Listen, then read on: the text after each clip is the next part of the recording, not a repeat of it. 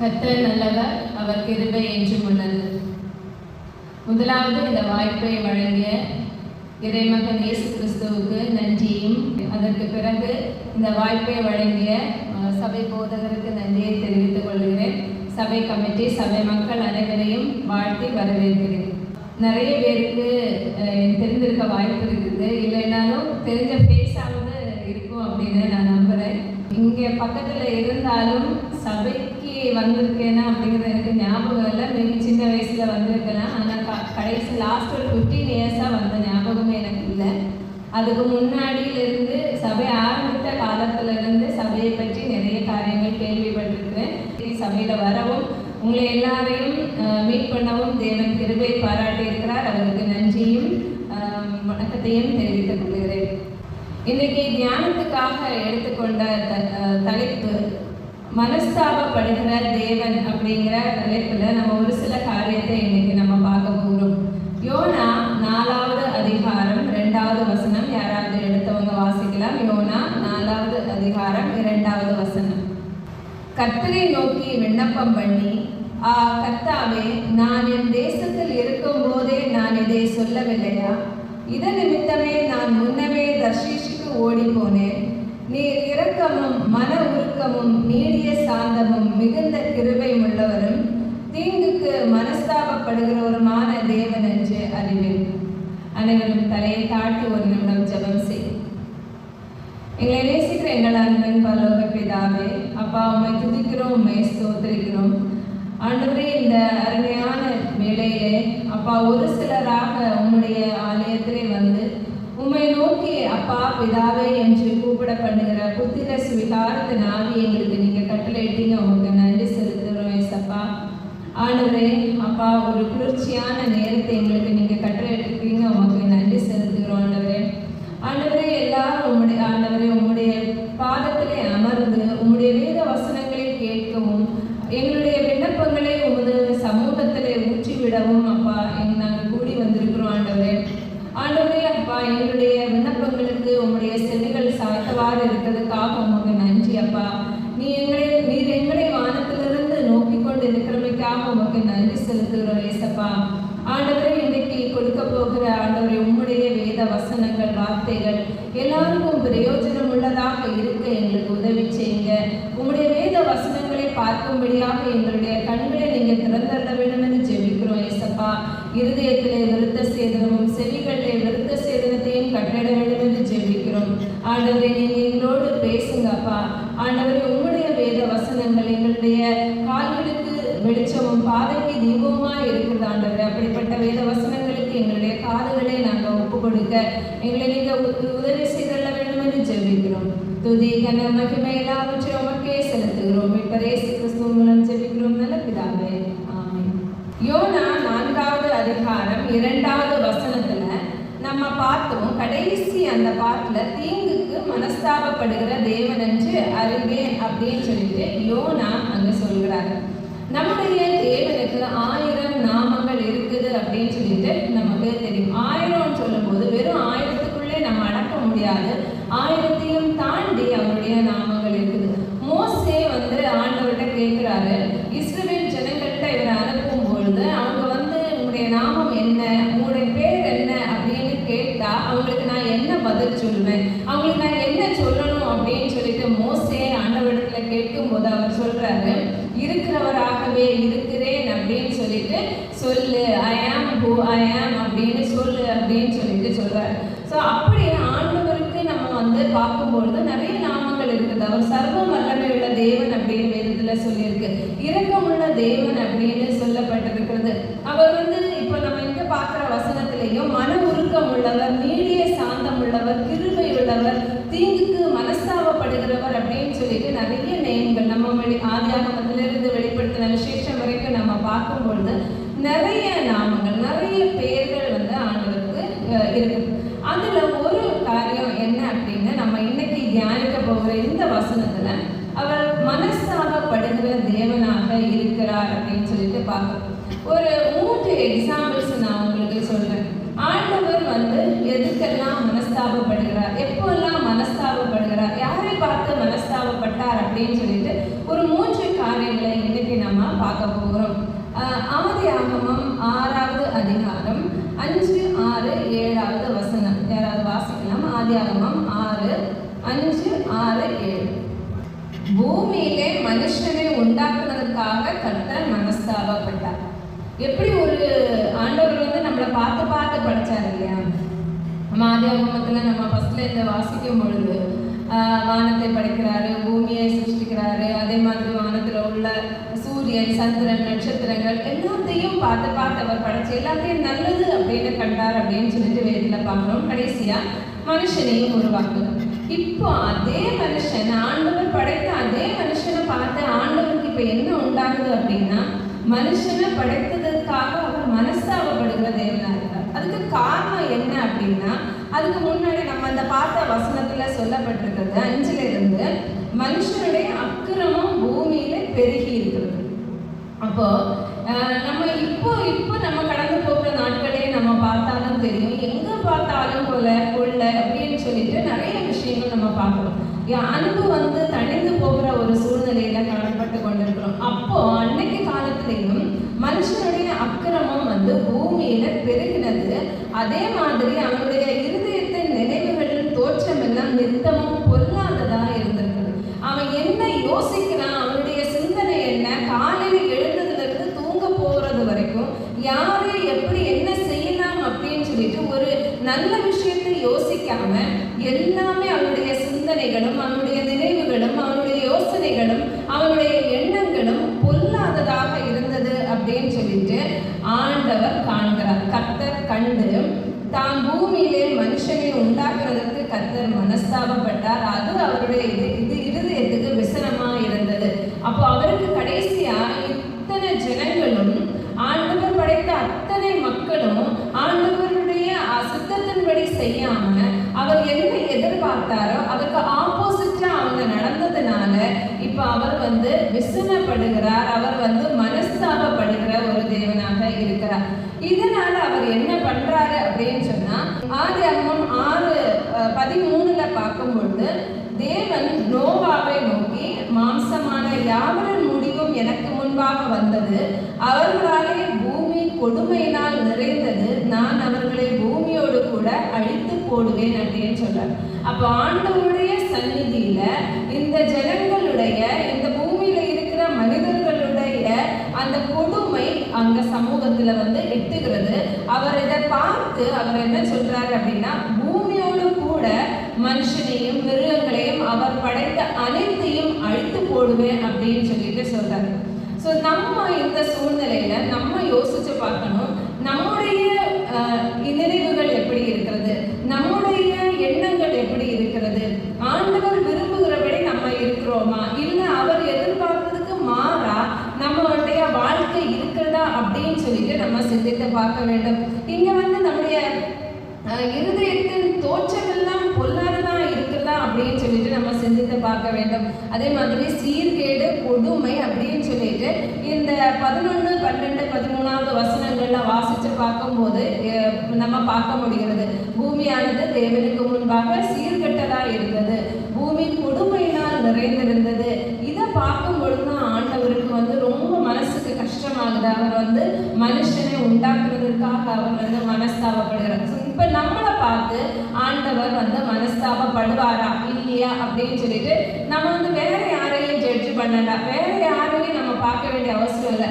தன்னை தானே நாமளே பரிசோதித்து பார்க்க வேண்டிய ஒரு காரியமாக இருக்கிறது. இரண்டாவது காரியம் என்ன அப்படின்னு சொன்னா, 1 சாமுவேல் 15வது அதிகாரம் 11வது வசனம். நான் சவுலை ராஜாவாக்குனது எனக்கு மனஸ்தாபமா இருக்கிறது, அவன் என்னை விட்டு திரும்பி என் வார்த்தைகளை நிறைவேற்றாமல் போனான் என்றார். அப்பொழுது சாமுவேல் மனம் நொந்து ராம் முழுவதும் கர்த்தரை நோக்கி கூப்பிட்டார். இங்க பார்க்கும் பொழுது சவுலை ராஜாவாக்குனதுக்காக ஆண்டவர் வந்து மனஸ்தாபப்பட்டார். இப்போ இஸ்ரவேலுடைய முதல் ராஜா தான் யாரு அப்படின்னா சவுல். இஸ்ரவேல் ஜனங்கள் என்ன பண்றாங்க, அவங்களுக்கும் அவங்கள சுற்றி இருக்கிற மக்களை மாதிரி அவங்கள ஆள்றதுக்காக ஒரு ராஜா வேணும் அப்படின்னு சொல்லிட்டு அவங்க வந்து முறையிடுறாங்க. அது வரைக்கும் ஆண்டவர் தான் அவங்கள வழிநடத்தி கொண்டு வந்தார். அந்த ஒரு சூழ்நிலையிலிருந்து மாறி அவங்கள சுற்றி இருக்கிறவங்கள போல அவங்களுக்கு வேணும் அப்படின்னு கேட்குறாங்க. ஆண்டவர் என்ன பண்றாரு அப்படின்னு சொன்னா ஒரு ராஜாவை அவர் தெரிந்து கொடுக்கிறார். அந்த ராஜா தான் யாரு? இந்த சவுல், இஸ்ரவேலுடைய முதல் ராஜா. இப்போ இவர் ராஜ்யபாரம் பண்ணி கொண்டிருக்கும் பொழுது ஏற்கனவே சாமுவேல் தீர்க்கதரிசி அவர் எப்படிப்பட்ட சூழ்நிலையிலிருந்து இவரை ராஜாவாக எடுத்துக்கொண்டார் அப்படின்னு இந்த 15-16வது அதிகாரங்களை நம்ம வாசிக்கும் பொழுது இவன் ஒரு கழுதையை தேடிக்கொண்டு போன ஒரு சவுலை பிடிச்சு ராஜாவாக அபிஷேகம் பண்றாங்க. அப்போ இவர் அந்த பென்யமீன் கோத்திரத்துல மிகவும் சிறிய ஒரு குடும்பத்தை சார்ந்தார் அப்படின்னு சொல்லிட்டு அவனை தாழ்த்தி சொல்கிற காரியங்கள் நம்ம பார்க்க முடியும். ஆனா அப்படிப்பட்ட ஒரு சூழ்நிலையில இருந்தும் இஸ்ரவேலுடைய ராஜாவாக அவர் அபிஷேகம் பண்ணப்பட்ட பிறகு என்ன நடக்குது அப்படின்னா இவன் ஆண்டவருடைய வார்த்தையின்படி செய்யல. ஆண்டவர் சொன்ன காரியத்தை விட்டு விலகி போகிறதாக நம்ம பார்க்கிறோம். இப்போ ஆண்டவர் அமலேக்கியர்களுக்கு எதிராக போய் யுத்தம் பண்ணி அங்க இருக்கிற ஜனங்களை எல்லாம் சங்கரித்து அங்க இருக்கிற ஆடு மாடு அந்த உயிரோடு இருக்கிற எல்லா வஸ்துகளையும் நான் சங்கரித்து போடணும்னு சொல்லும் போது இவன் என்ன பண்றான் அப்படின்னா யுத்தத்துக்கு போறான். யுத்தத்துக்கு போய் அங்க இருக்கிற முதல் தரமானவைகளை எல்லாத்தையும் அவங்க இங்கேயே எடுத்துட்டு வராங்க. ஆனா ஆண்டவர் என்ன சொன்னாரு அப்படின்னா எல்லாத்தையும் அழித்து போடணும் அப்படின்னு சொல்லும் போது அவனுக்கு பார்க்கும் போது என்ன இருக்கு, எல்லாமே ஆடு மாடுகள் எல்லாமே பயங்கர கொழுத்து நல்ல செழுமையா இருக்குது. எப்படி கொல்றதுக்கு நம்மளுக்கு மனசு இல்லை.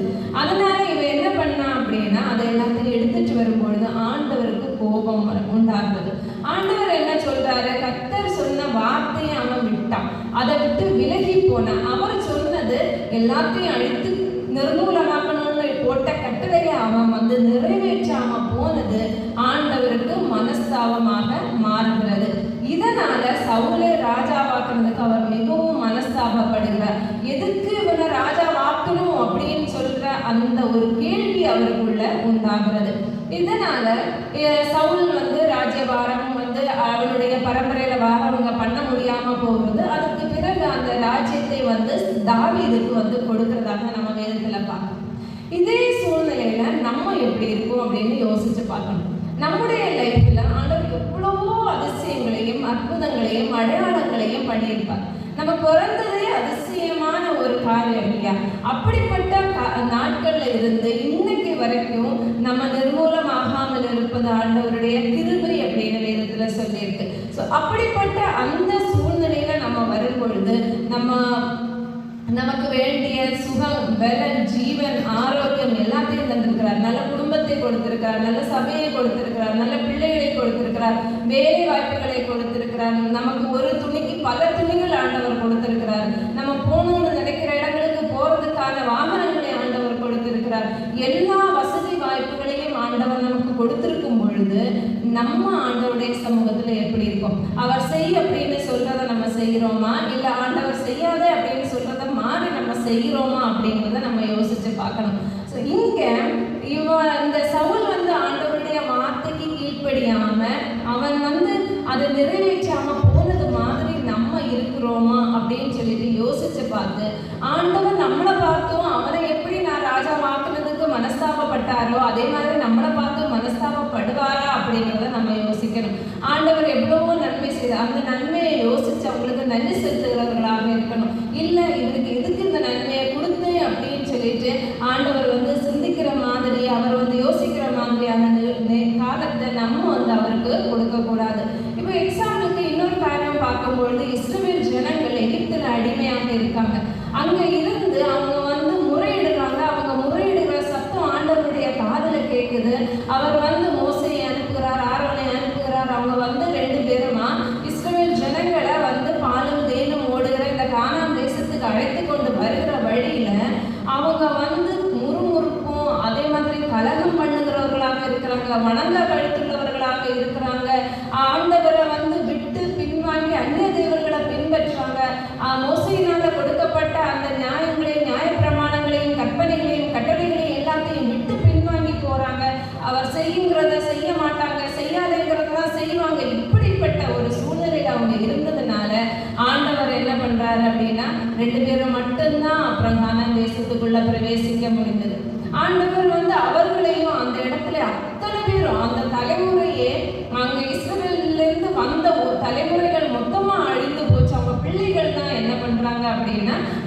கானான் தேசத்தை சுதந்திரிக்கிறாங்க. இது இப்போ சவுலுக்கு கிடைத்த அந்த ராஜ்ய பாரத்தை, ராஜ்ய மேன்மையை அவனால என்ன பண்ண முடியல, அவனால் தக்க வைத்துக் கொள்ள முடியல. அவன் ஆண்டவருடைய வார்த்தைக்கு விட்டு விலகி போனதுனால அந்த ராஜ்யபாரம் அவனுடைய சிநேகிதனான தாவீதுக்கு போகுது. ஆனா அதே மாதிரிதான் இஸ்ரவேல் ஜனங்களும் அந்த பெற்றோர், அதாவது அந்த ஆண்டவரை கூட்டிட்டு வந்த அந்த தலைமுறையினர் ஆண்டவருடைய வார்த்தைக்கு கீழ்ப்படியாம போனதுனால அடுத்த ஜெனரேஷன், நெக்ஸ்ட் ஜெனரேஷன் தான் என்ன பண்ண முடிஞ்சது அப்படின்னா இந்த கானான் தேசத்தை சுதந்திரிக்க முடிந்தது. அதே மாதிரி நம்மளும் நமக்கு ஆண்டவர் கொடுத்த ஒரு அந்த வாக்கியத்தை, நன்மையை, மேன்மையை மறந்து போகாம அதை நம்ம சுதந்திரிக்கணும். ஆண்டவர் எதுக்கு இவங்களுக்கு கொடுத்தோம் அப்படின்னு சொல்லிட்டு யோசிக்கிறதுக்கான ஒரு சூழ்நிலையை நம்ம உருவாக்காம ஆண்டவருடைய வார்த்தையின்படி நம்ம நடக்கிறவர்களாக இருக்க வேண்டும். அதற்கு நம்ம என்ன செய்யணும் அப்படின்னா ஒப்பு கொடுக்க வேண்டும். இப்ப நம்ம பார்த்த யோனாயில பார்க்கும் பொழுது 3வது காரியம், யோனா 3வது அதிகாரம் 8, 9, 10வது வசனம். மனுஷரும் மிருகங்களும் 2 நாள் மூடிக்கொண்டு தேவனை நோக்கி உரத்த சத்தமாய் கூப்பிடவும், அவரவர் தம் தம் பொல்லாத வழியையும் தம் தம் கையிலுள்ள கொடுமையையும் விட்டு திரும்பவும் கடவர்கள். யாருக்கு தெரியும், நாம் அழிந்து போகாதபடிக்கு ஒருவேளை தேவன் மனஸ்தாபப்பட்டு தம்முடைய உக்கிர கோபத்தை விட்டு திரும்பினாலும் திரும்புவார் என்று கூற சொன்னார். அவர்கள் தங்கள் பொல்லாத வழியை விட்டு திரும்பினார்கள் என்று தேவன் அவர்களுடைய கிரியைகளை பார்த்து தாம் அவர்களுக்கு செய்வேன் என்று சொல்லியிருந்த தீங்கை குறித்து மனஸ்தாபப்பட்டு அதை செய்யாதிருந்தார்.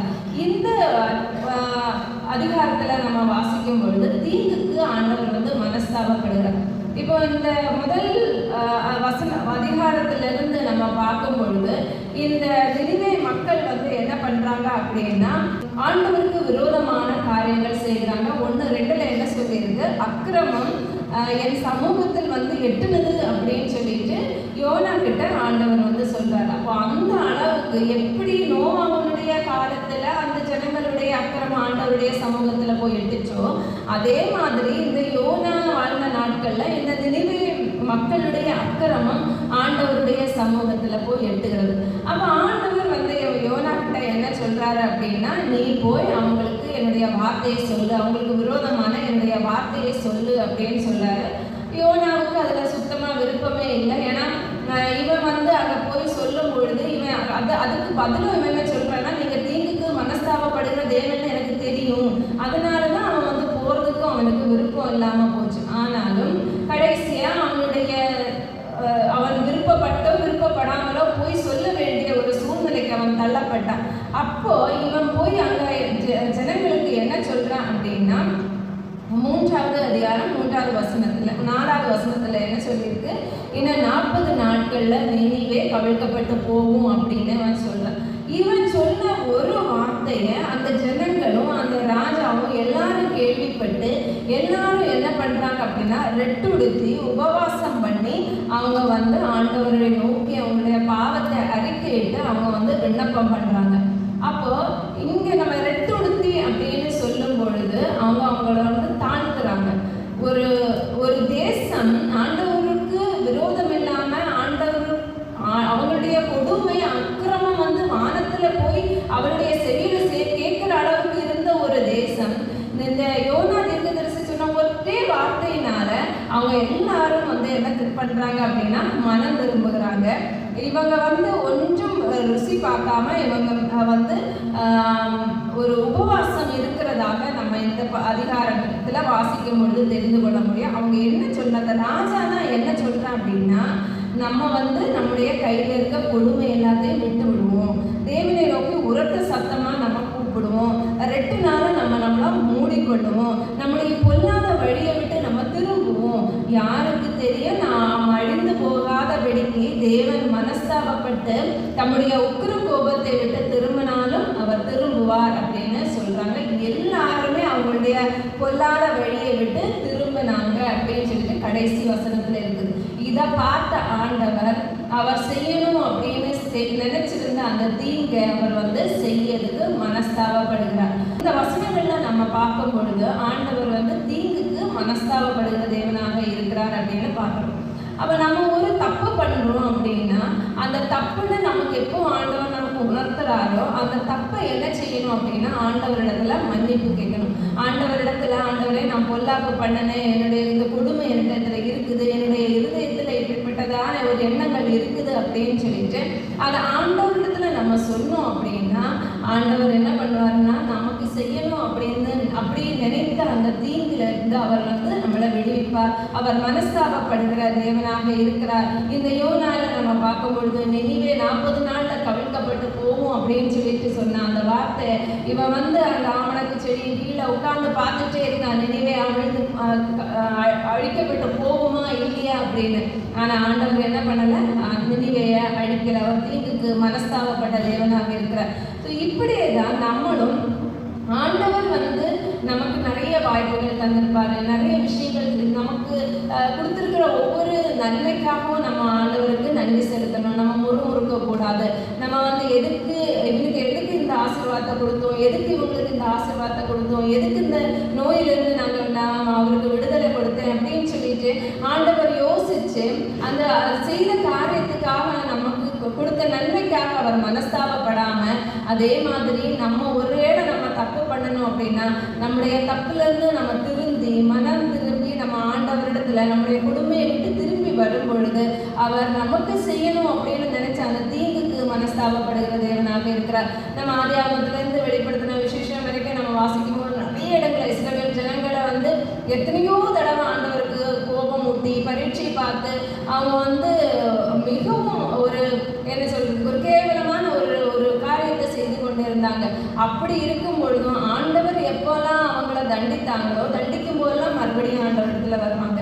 அவங்க ஆண்டவர் ஏசப்பா எங்களை மன்னியும் அப்படின்னு கேட்கும் பொழுது அவர் அவர்களை மன்னிக்கிற தேவனாக இருக்கிறார். அவர் தீங்குக்கு மனஸ்தாபப்பட்ட தேவனாக இருக்கிறார்.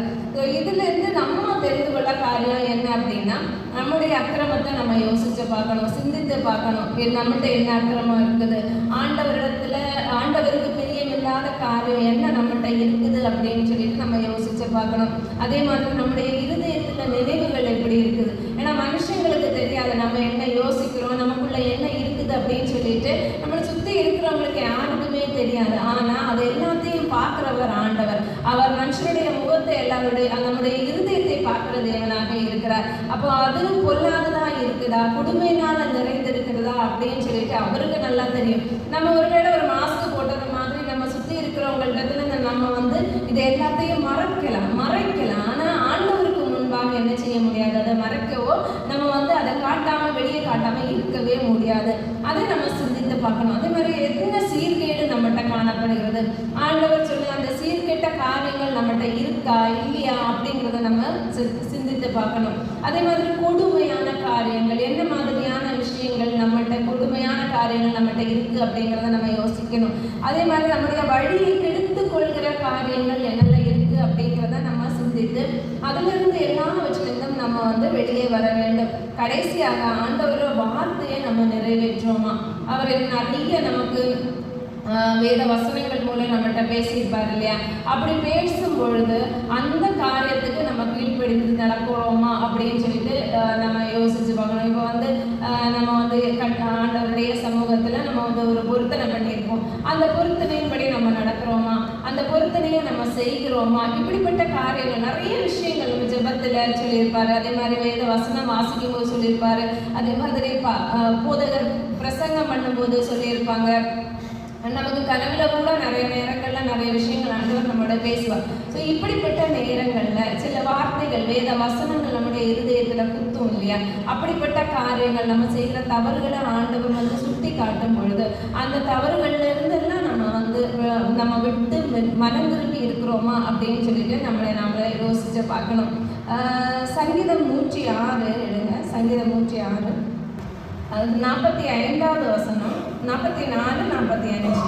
அவர்கள் கூப்பிடுதலை அவர் கேட்கும் பொழுதோ அவர்களுக்கு உண்டான இடுக்கத்தை அவர் கண்ணோக்கி அவர்களுக்காக தமது உடன்படிக்கையை நினைத்து தமது மிகுந்த கிருபையின்படி மனஸ்தாபப்பட்டு அவர்களை சிறைபிடித்த யாவருக்கும் அவர்களுக்கு இறங்கும்படி செய்தார் அப்படின்னு இருக்கு. இந்த சங்கீதம் 106 ஃபர்ஸ்ட்ல இருந்து நம்ம கடைசி 48 வசனங்கள் இருக்குது. இந்த வசனத்துல நம்ம பார்க்கும்போது இஸ்ரவேல் ஜனங்களை வழிநடத்தி கொண்டு வந்த அவ்வளவு காரியத்தையும் இந்த 48 வசனத்துக்குள்ள அடக்கியிருக்கும். அது அவங்க எப்படி எந்த சூழ்நிலையிலிருந்து அவங்க நடத்தி கொண்டு வந்தாங்க, சிவந்த சமுத்திரத்தில் இவங்க கலகம் பண்ணுறாங்க, அதே மாதிரி ஆண்டவர் வந்து அவங்க அந்த சிவந்த சமுத்திரத்திலிருந்து எப்படி வெளியே கொண்டு வந்தார், அந்த காரியங்கள் என்ன இதில் சொல்லியிருக்கு. அதே மாதிரி அவங்க வனாந்திரத்தில் இச்சை உள்ளவர்கள் ஆகுறாங்க, ஆண்டவரை வந்து பரீட்சை பார்க்குறாங்க, கடைசியில் அவங்க இளைப்பாறுதலில் அவங்களால போக முடியாமல் இருக்கிறது. திரும்ப அந்த மோசேயின் மேலே ஆரோனின் மேலேயும் பொறாமை கொள்கிற காரியங்கள், பூமி பிளந்து தாத்தானை விழுங்கி அபிராமின் கூட்டத்தை மூடி போடுகிறது. இப்படி ஒவ்வொரு, அதாவது நம்ம யாத்ராகம லேவியராகம எண்ணாகமும் உபாகமத்தில் படிக்கிற அந்த 5 ஆகம புஸ்தகத்திலையும் படிக்கிற அத்தனையும் இந்த ஒரே சங்கீதத்துக்குள்ள சொல்லப்பட்டிருக்கும். கடைசியா இஸ்ரவேல் ஜனங்கள் என்ன பண்ணாங்க அப்படின்னா, அவர்கள் கூப்பிடுதல்ல அவங்க வந்து ஆண்டவரை நோக்கி கூப்பிட ஆரம்பிச்சாங்க. அவங்களுக்கு இடுக்கம் உண்டாகிற போது, எப்பெல்லாம் நெருக்கம் உண்டாகிறதோ, எப்பெல்லாம் ஆண்டவர் வந்து சத்ருவின் கையில் இவங்களை ஒப்பு கொடுக்குறாரோ, எப்பெல்லாம் அவர் வந்து இவங்களுக்கு தண்டனை கொடுக்குறாரோ, அப்பெல்லாம் இவங்க வந்து ஆண்டவரை நோக்கி கூப்பிட ஆரம்பிக்கிறாங்க. அவங்க வந்து அவர்கள் இந்த ஆண்டவரை நோக்கி மிக சத்தமாக அவங்க கூப்பிடும் பொழுது ஆண்டவர் அவர்களுடைய அந்த இடுக்கத்தை கண்ணோக்குகிறார். அதுக்கு பிறகு அவர் ஆபிரகாமுக்கோ ஈசாக்குக்கோ யாக்கோபுக்கோ செய்த அந்த உடன்படிக்கையை நினைத்து அவன் தம்முடைய மிகுந்த கிருபையின்படி மனஸ்தாபப்பட்டு அவர்களை சிறைபிடித்த யாவருக்கும் அவர்களுக்கு இறங்கும்படி செய்தார் அப்படின்னு சொல்லிட்டு இந்த வசனத்தில் ஆண்டவர் வந்து இரக்கமுள்ள தேவன் இல்லையா, அவர் இறங்குகிற தேவன், அவர் தீங்குக்கு மனஸ்தாபப்படுகிற தேவன். நம்ம செய்த தப்புகளை நம்ம வந்து ஆண்டவரிடத்தில் ஒப்பு கொடுக்கும் பொழுது ஆண்டவர் நமக்கு செய்யணும் அப்படின்னு நினைக்க அந்த தீங்கிலிருந்து அவர் வந்து மனஸ்தாபப்பட்டு அவர் நம்ம மன்னிக்கிற தேவனாக இருக்கிறார். நம்ம எதுக்கு இவனை படைச்சோம், அல்லனா எதுக்கு இவனை உண்டாக்கணும் அப்படின்னு சொல்லிட்டு ஆண்டவர் மனஸ்தாபப்படுகிற ஒரு சூழ்நிலையில் நம்ம அவரை கொண்டு போய் விடக்கூடாது. அதே மாதிரி சவுல ராஜாவாக்கின காரியத்திலையும் ஆண்டவர் வந்து அந்த நன்மை அவருக்கு கொடுக்கறது, அதே மாதிரி நமக்கு கொடுக்குற அந்த நன்மையிலையும் நம்ம ஆண்டவரிடத்துல நம்ம வந்து உண்மை உள்ளவர்களாக இருக்கணும். அவர் செய்கிற காரியத்தை அவர் சொல்றது மாதிரி நம்ம செய்கிறவர்களாக இருக்கணும். அப்படி நம்ம செய்தோம் அப்படின்னு சொன்னால் நம்மளை ஆண்டவர் வந்து ஆசீர்வதிக்கிற தேவனாக இருக்கிறார். நம்ம எல்லாரும் இன்னைக்கு வந்து இந்த உபவாச ஆராதனையில வந்து இருக்கிறோம். ஒவ்வொருத்தங்களுக்கும் அவங்களுடைய தேவைகளும் அவங்களுக்கு ஆண்டவர் கொடுக்குற அந்த வெளிப்பாடுகளும் நிறைய இருக்கும். ஸோ ஆண்டவரிடத்துல நம்ம வந்து நம்முடைய பாவங்களை அறிக்கையிட்டு நாமளே தாழ்த்தி நம்மளை வந்து என்ன செய்யணும், ஒப்பு கொடுக்கிறவர்களாக இருக்கணும். அப்படி செய்யும் பொழுது ஆண்டவர் நமக்கு இறங்குகிற இரக்கமுள்ள ஒரு தேவனாக இருக்கிறார். ஒரு நிமிஷம் நம்முடைய கண்களை மூடி ஜெபம் செய்வோம். எங்களை நேசிக்கிற எங்கள் அன்பின் வல்லவர்களாகவே அப்பாவை துதிக்கிறோம், ஸ்தோத்திரிக்கிறோம். இயேசப்பா ஆண்டவரே, இந்த நேரத்தில் ஆண்டவரை உண்மை நோக்கி பார்க்க நீங்கள் எங்களுக்கு கிருபை செய்தி நமக்கு நன்றி. அல்லாமலும் நீங்கள் வேண்டிக் கொள்கிற காரியத்தை குறித்து இருவர் பூமியிலே ஒருமனப்பட்டிருந்தால் அதை பிதாவுடைய நாமத்தினாலே உங்களுக்கு ஆகும் என்று சொன்னீங்க. இயேசப்பா ஆண்டவரே, உங்களுடைய வேத வசனத்தை படிக்க தியானிக்க நீங்கள் திரும்பி பாராட்டினீங்க, உங்களுக்கு நன்றி செலுத்துகிறோம். ஆண்டவரே இயேசப்பா, நீங்கள் தீங்குக்கு மனஸ்தாபப்படுகிற தேவன் அப்படின்னு நாங்கள் பார்த்தோம். ஆண்டவரே இயேசப்பா, நாங்கள் செய்கிற தவறுகள், எங்களுடைய கொடுமை, ஆண்டவரே எங்களுடைய முறையிடுதல் எல்லாவற்றையும் உங்களுடைய சமூகத்தில் கேட்கும் பொழுது ஆண்டவரே நீர் எங்களுக்கு ஆண்டவரை இரக்கம் செய்கிற ஆண்டவரை தேவனாக இருக்கிறீர். உமக்கு நன்றி செலுத்துகிறோமே, துதிக்கிறோமே, மகிமைப்படுத்துகிறோம்.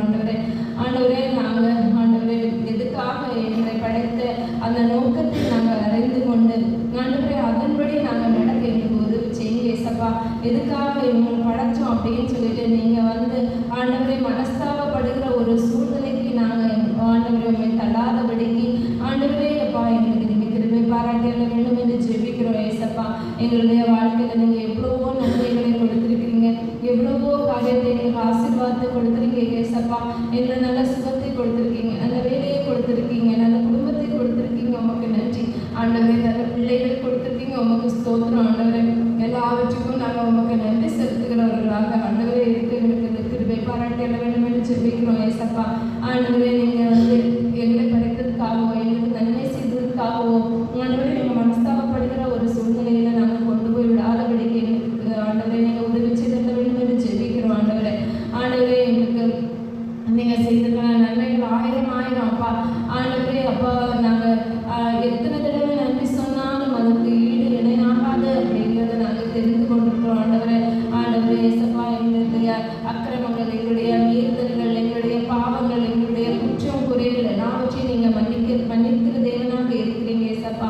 ஆண்டவரே, எப்படி நினைவே மக்கள் ஆண்டவரே அவர்கள் ரெட்டுடுத்தி அவங்களுடைய பாவங்களை ஆண்டவரை அறிக்கையிட்டு ஆண்டவரே உங்களுடைய சமூகத்தில் மனவசந்து அழுத போது ஆண்டவரே அவங்க விண்ணப்பத்தை நீங்க கேட்டு ஆண்டவரே அவருடைய கண்ணீரை கண்ட தேவனாக இருக்கிறீரோ ஆண்டவரே, அப்படியே உங்களுக்கு நாங்கள் நன்றி செலுத்துகிறோம். எங்களுடைய பாவங்களையும் எங்களுடைய மீறுதல்களையும் எங்களுடைய குற்றங்களையும் நீங்க மன்னிக்க போகிறதற்காக உண்மை துதிக்கிறோம், உண்மை ஸ்தோத்திரிக்கிறோம் ஏசப்பா. ஆண்டவரே ஆண்டவரே, இந்த ஒரு ஆலயத்தை எங்களுக்கு அழகாக நீங்க கொடுத்துருக்கீங்க, உமக்கு நன்றி ஆண்டவரே. கடந்து வந்த நாட்களை எல்லாவற்றையும் நாங்கள் நினைத்து பார்க்கிறோம் ஏசப்பா. ஆண்டவரே, இந்த இடத்துல ஒரு ஆலயம் எழுப்பணும் அப்படின்னு சொல்லிட்டு ஆண்டவரே எத்தனையோ மக்கள் ஆண்டவரே அவங்க முயற்சி செய்து ஆண்டவரே இந்த இடத்துல ஆலயத்தை நிறுவ நீங்க கிருபை பாராட்டிங்க, உமக்கு நன்றி ஆண்டவரே, உமக்கு ஸ்தோத்திரம் ஆண்டவரே. எல்லாருடைய விண்ணப்பங்களையும் ஆண்டவரே உங்களுடைய சமூகத்திலே வந்து ஆண்டவரே இந்த இடத்துல ஊற்ற எங்களுக்கு நீங்க கிருபை பாராட்டிருக்கிறீங்க. நாங்கள் இந்த இடத்துல ஜெபித்து எத்தனையோ ஆசீர்வாதங்களை நாங்கள் கற்று கொண்டிருக்கிறோம். எங்களுடைய துக்கங்களையும் எங்களுடைய சந்தோஷங்களையும் எங்களுடைய விண்ணப்பங்களையும் எங்களுடைய வேண்டுதல்களையும் நாங்கள் இந்த இடத்துல பங்கு வைக்க ஆண்டவரே நீங்க எங்களுக்கு கிருபை செய்தீங்க. ஆண்டவரே, நாங்கள் இந்த இடத்துல செய்யப்படுகிற ஒவ்வொரு வேண்டுதல்களுக்கும் விண்ணப்பங்களுக்கும் உங்களுடைய செவிகள் சாய்த்தவாறு இருக்கிறது ஆண்டவரே, உமக்கு நன்றி ஆண்டவரே. நீங்க வானத்திலிருந்து எங்களை நோக்கி பார்க்கறதுக்காக உமக்கு நன்றி ஆண்டவரே. ரட்சிக்க கூடாத வெடிக்க உங்களுடைய கரம் குறுகி போகவில்லை, கேட்கக்கூடாத வெடிக்க உங்களுடைய காதுகள் நொந்தமாக போகவும் இல்லை என்று வேதத்துல பார்க்கிறோம் ஏசப்பா, உமக்கு நன்றி செலுத்துகிறோம் ஆண்டவரே. ஆண்டவரே அப்பா, நாங்க என்னென்ன காரியத்தோடு என்னென்ன தேவையோடு எங்களுக்கு ஆண்டவரே இந்த இடத்துல வந்தாங்களோ ஒவ்வொருவருடைய ஆண்டவரே இதயத்து நினைவுகளையும் யோசனைகளையும் அறிகிற தேவன் ஆண்டவரே, அவர்களுடைய மன விருப்பத்தின்படி அவற்றையெல்லாம் நீங்க கொடுத்தள்ள வேண்டும் என்று ஜெபிக்கிறோம் ஏசப்பா. ஆண்டவரே, எங்களுடைய விண்ணப்பங்களுக்கு நீர் ஆமென்றும் ஆமென் என்று பதிலை தருகிற தேவனாக இருக்கிறீர், உனக்கு நன்றி செலுத்துகிறோம் ஏசப்பா. ஆண்டவரே, நாங்கள் எங்களுடைய குறைவுகள் குற்றங்கள் எல்லாவற்றையும் நீங்க மன்னித்து ஆண்டவரே அப்பா உங்களுடைய நாம மகிமைக்கேற்று எங்களை நீங்க பயன்படுத்த போகிற கிருபைக்காக உமக்கு நன்றி ஆண்டவரே. எங்கள் எல்லாரையும் உமது கருத்தில் தாழ்த்தி தருகிறோம் ஆண்டவரே. துதிகன மகிமை எல்லாவற்றையும் உமக்கே செலுத்துகிறோம். இப்ப இயேசு கிறிஸ்துவின்